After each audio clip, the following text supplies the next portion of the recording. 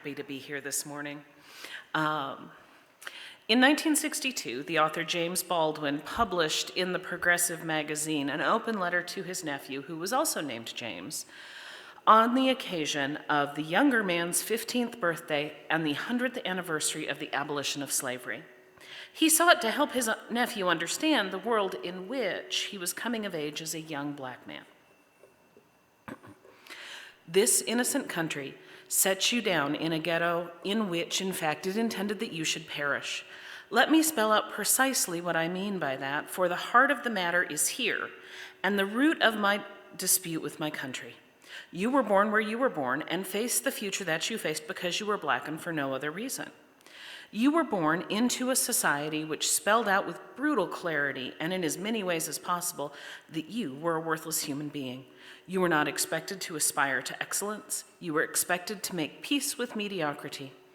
Wherever you have turned, James, in your short time on this earth, you have been told where you could go and what you could do and how you could do it, and where you could do it and whom you could marry. The details and symbols of your life have been deliberately constructed to make you believe what white people say about you.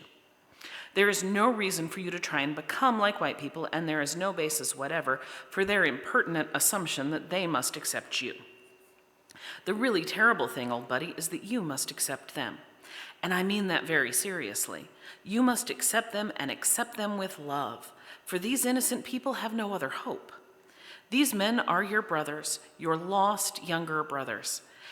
And if the word integration means anything, this is what it means. It means that we, with love, shall force our brothers to see themselves as they are, to cease fleeing from reality and begin to change it.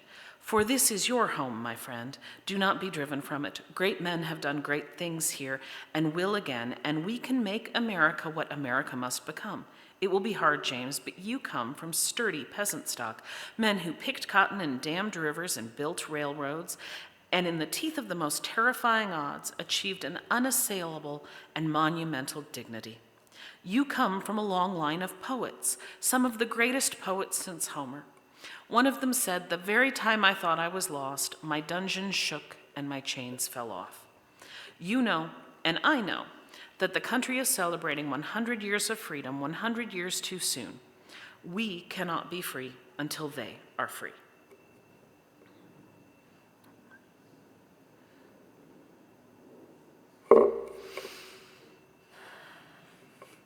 We are approaching the pagan holiday of Imbolc, which happens on or around the 1st of February, which is a festival of the early spring.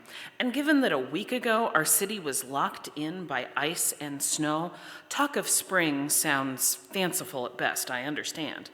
But there are signs, if you look, that winter is not forever, that no matter how cold it feels, and no matter how dark and dreary it seems, the sun is now setting after 5 p.m.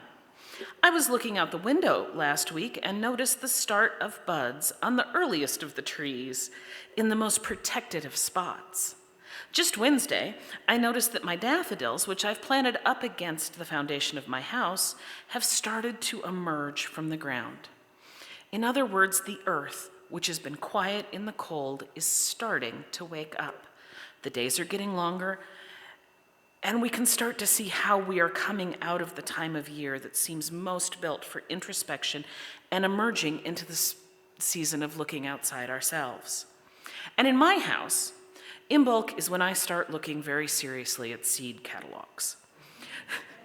Sometime in December or November, I find a catalog, and maybe I start to fantasize a little bit, and I might even go so far as to order some bulbs or some seed garlic. I might get real lucky and get those in the ground, too. But come around this time of year, I start noticing the imminence of spring, and I start thinking about what my spring and summer gardens will look like. The weather is too unpredictable to actually do anything but dream and plan. But the summer garden cannot happen without that dreaming and planning. I don't have a very big garden, so I have to think hard about how I am going to use my space. So I get to imagine what this year's garden might look like. So Imbolc is, at least for me, a season of potential and imagination. It also happens to happen pretty close to the start of the Tennessee legislative session. So in this time of imagining, how do we imagine justice? How do we name injustice? How do we envision how to correct injustice? And what sort of person does this?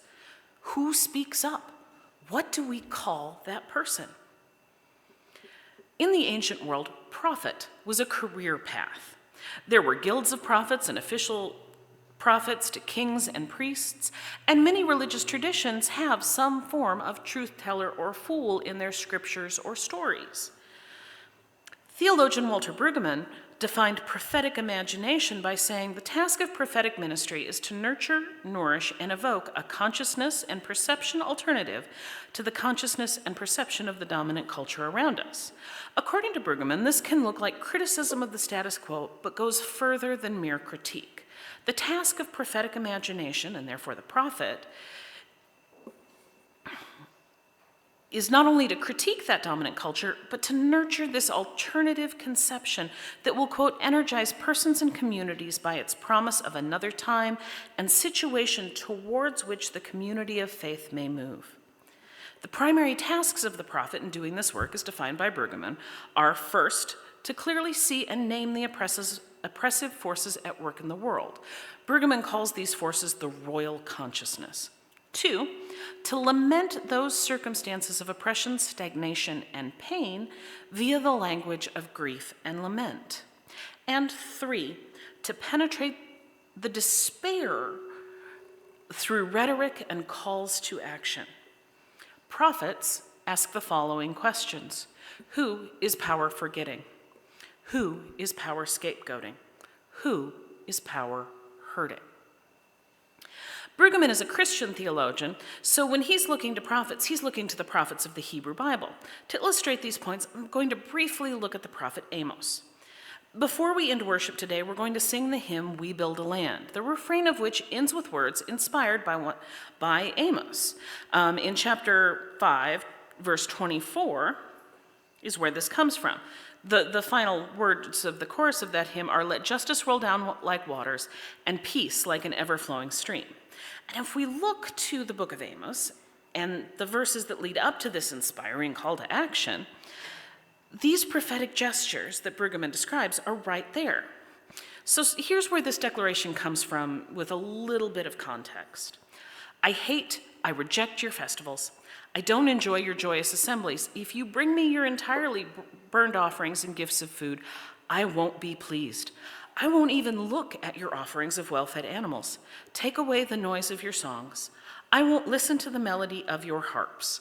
But let justice roll down like waters and righteousness like an ever-flowing stream. So in these 4 verses, Amos is naming and lamenting a problem, the practice of loud celebration by the elites of Israel while the people are suffering.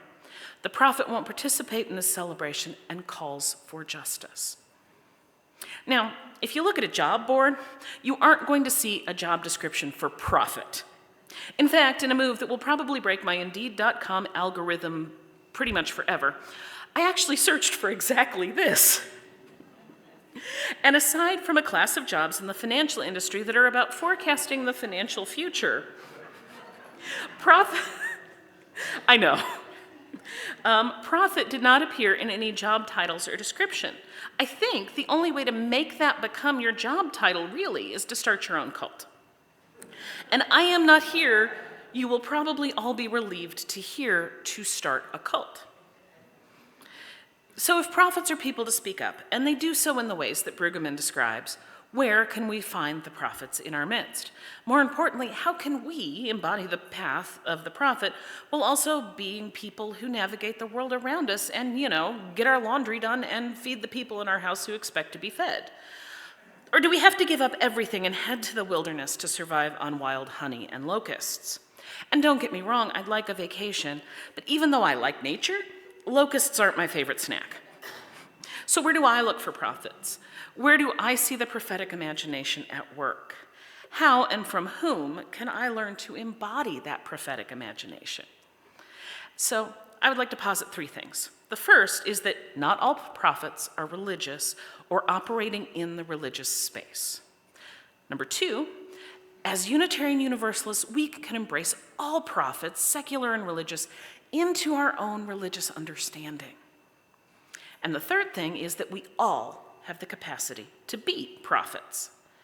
And for number 3, I'm in good company. Unitarian theologian James Luther Adams wrote about the prophethood of all believers. Octavia E. Butler, who was a MacArthur Genius Grant recipient and a science fiction author, saw her first science fiction film as a child and started reading science fiction literature thereafter.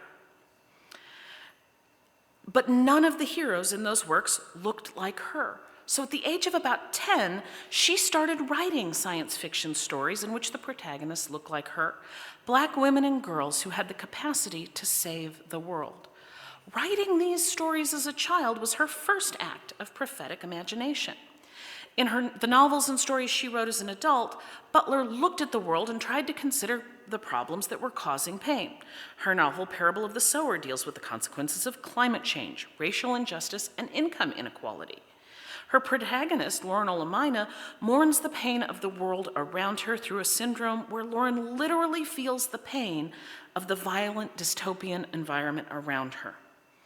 In the sequel, Parable of the Talent, Butler explores the question of what happens when religion and politics ally to support systems of wealth inequality and xenophobia in a near-future United States where capitalism has limited resources. And in the series, Butler offers hope for a humanity who's depleted their planet in the stars through space colonization. In her Xenogenesis series, Butler goes so far as to create aliens who aim to save humanity from what she calls the human paradox, that we are both intelligent and hierarchical. Who is power forgetting? Who is power scapegoating? Who is power hurting? These are the questions of the prophet. These are the questions a prophet answers. These are the questions a prophet imagines solutions for. Author and cultural critic James Baldwin asked these same questions a generation earlier. By coincidence, Baldwin's nephew, whom the excerpt I read earlier was addressed to, was, like Octavia Butler, born in 1947. Baldwin looked at the world around him, and in his essays he offered the truth of the world as he saw it and lamented the pain that he and others experienced at the hands of those in power.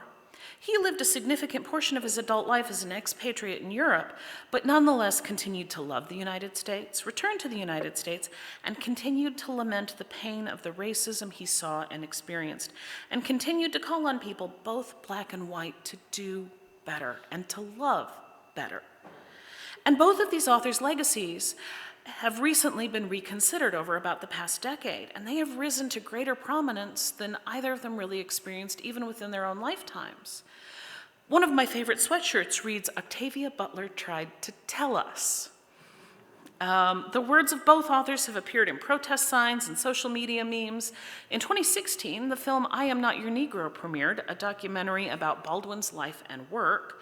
And in 2022, Butler's novel Kindred was made into a TV series. I recommend both. I also recommend read everything both of them wrote. In your abundant spare time, right, guys? In a time of increased awareness of the injustice in our world, especially racial injustice, a time of book bans and police killings and institutional discrimination aimed at LGBTQIA people and people of color, of course, we are looking again to these prophets. Who is power forgetting? Who is power scapegoating? Who is power hurting? And these are the questions the prophet asks. But of course, the prophet doesn't stop there. The prophet imagines solutions that may seem fanciful, like space travel and aliens, or saviors born of unmarried young peasant women, or of justice through the oppressed's love for the oppressor. It is easy in the face of injustice to be a gadfly, to just point out the wrong and the pain, to just irritate people to move them to action. It is the harder thing to sit in the sadness and the pain, to mourn the injustice, and a harder thing still to, from that pain, imagine a future where that injustice has been ended and replaced by joy and exploration. So in this season of faith in the small things, the season where a small green shoot is a daffodil, in a few weeks, in which seed catalogs offer visions of salad greens in the spring, a wealth of tomatoes in the late summer, and of holiday gifts of pepper jam made from the summer peppers. What justice can we imagine? How can we be prophets?